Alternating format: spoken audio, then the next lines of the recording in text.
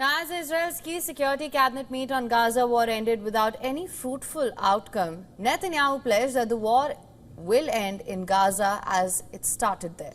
His statement comes following the security cabinet meet, which ended without discussing the 60-day ceasefire and the hostage release deal agreed by Hamas. We are now coming from a cabinet meeting. I don't think I can expand too much, but I will say one thing.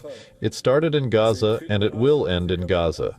We will not leave these monsters there. We will release all our hostages. We will ensure that Gaza no longer poses a threat to Israel. Now, a U.S. Special Envoy Steve Witkoff has said that Trump will chair a meeting on Gaza at the White House today and added that Washington expected Gaza war to be settled by the end of this year. He also stressed on the fact that a ceasefire deal is indeed required.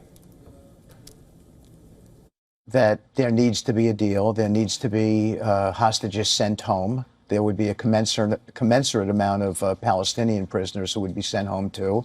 Every time we see a hostage release, we see jubilation on both sides. And Hamas understands that they can have nothing to do with the government going forward.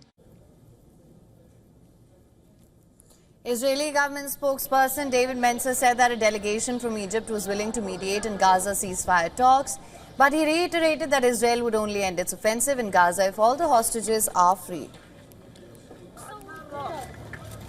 Meanwhile, Qatar has taken a dig at Israel. They said that Israel seemed unwilling to reach an agreement as they have not yet responded to the ceasefire proposal agreed by Hamas. Now, a video filmed by an eyewitness outside Gaza's Nasser hospital has surfaced, which narrated the horror the moment two projectiles struck the building, killing several people.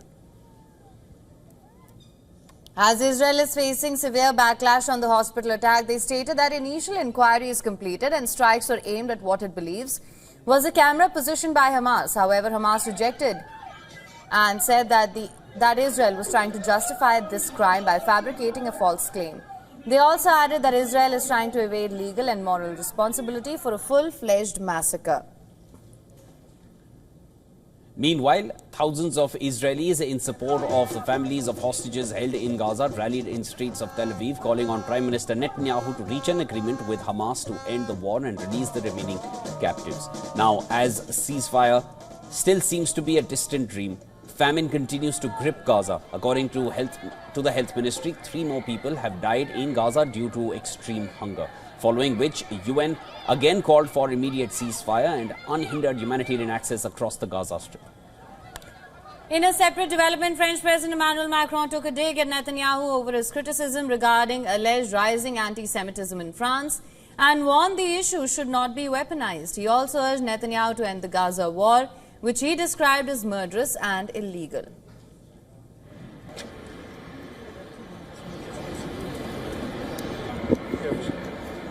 Faut attendre.